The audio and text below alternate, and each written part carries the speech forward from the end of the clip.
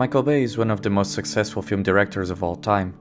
Doesn't matter if you're a Marvel Universe blockbuster fan or a die-hard Italian neorealism fanatic, everyone knows who the American filmmaker is and has probably seen at least a film of his at one point or another. Known for his over-the-top and brainless action pictures, he has consistently smashed the box office and proven to be a hit among the youngsters, but nevertheless failed to convince the critique. Michael Bay has defended himself in the past by positing that there is no crime in doing teenage-oriented movies, and this seems like a fair statement. Teenagers go to the movies mostly to have fun. Many lack the patience and disposition to invest in more cerebral, or at least more nuanced works, expressing frustration at apparently challenging adventures on the screen, much preferring instant gratification and thrilling rides in flamboyant fantasies.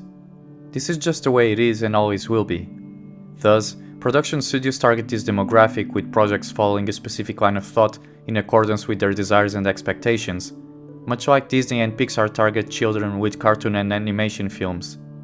Yet, just for the sake of imagination, have you ever wondered what it would be like if one day Michael Bay decided to make a movie for adults instead of teens? Can you imagine a movie by Michael Bay that wouldn't feature typical traits of his such as the absurd, random explosions and recurrent cliches, the endless shootouts and car chases, the corny dialogue and toilet humor, the ubiquitous American flag and flagrant product placement, the worn-out teal and orange visuals and overused slow-mo, the American exceptionalism perspective and jingoistic bravado, or the video game theatrics and circus-like acrobatics? Can you imagine Michael Bay making a film focused on plain living, ordinary people, which would showcase considerable character depth and humanity without melodrama and an ever-present soundtrack?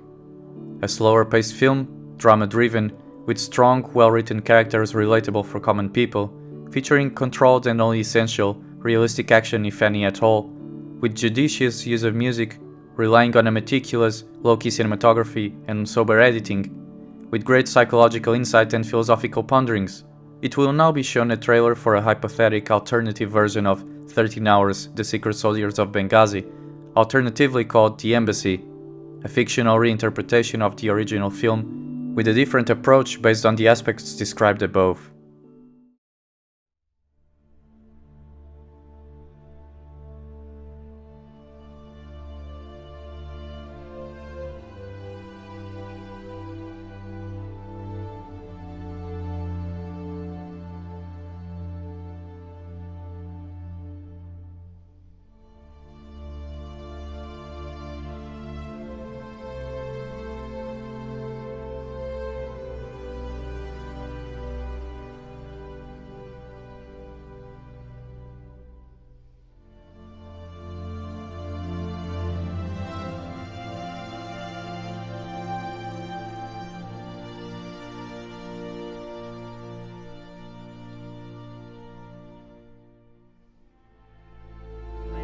At catching flies.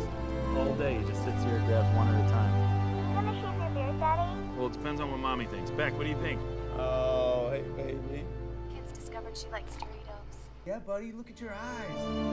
Look at that. What does he look like? Ambassador Chris Stevens is coming in from Tripoli Monday morning.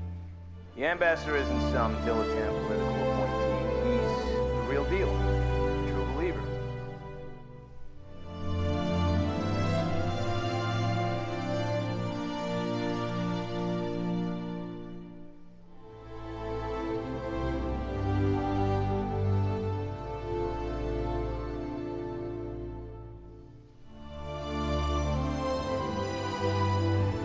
Let us loose.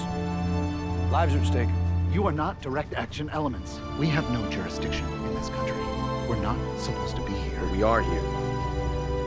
NX, we need your help. If you do not get here soon, we are all gonna die.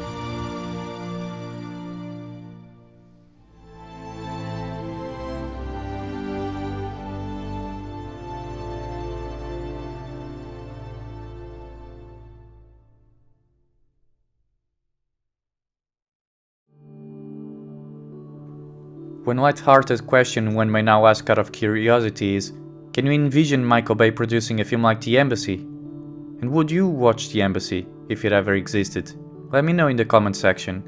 On a more serious note though, two things emerge clearly from this small visual reconstructive exercise. On one hand, It's obvious that Michael Bay, despite his faults and shortcomings, has a very strong visual culture that perhaps excels his understanding of the full possibilities of cinema as the seventh art.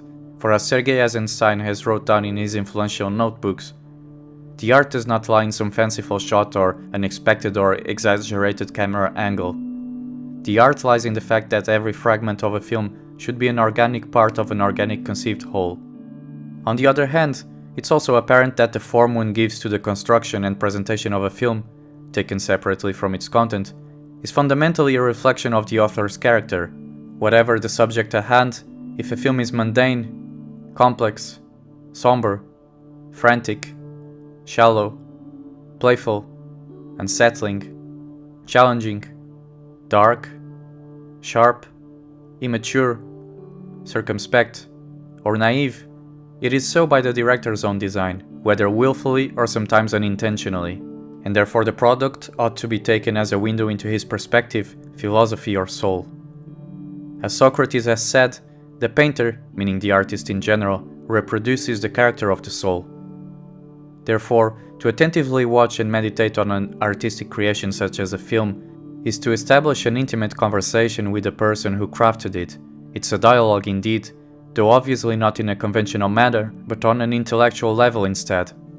At the end of the day, it might seem absurd to ask whether Michael Bay could make a film in a different style from his own, but the question is useful to highlight the importance of watching a film not just as a disinterested or uninvolved spectator, but to regard the act of viewing as an operation founded on our active cognition and effectively required to be as such for pedagogical or reflective purposes especially.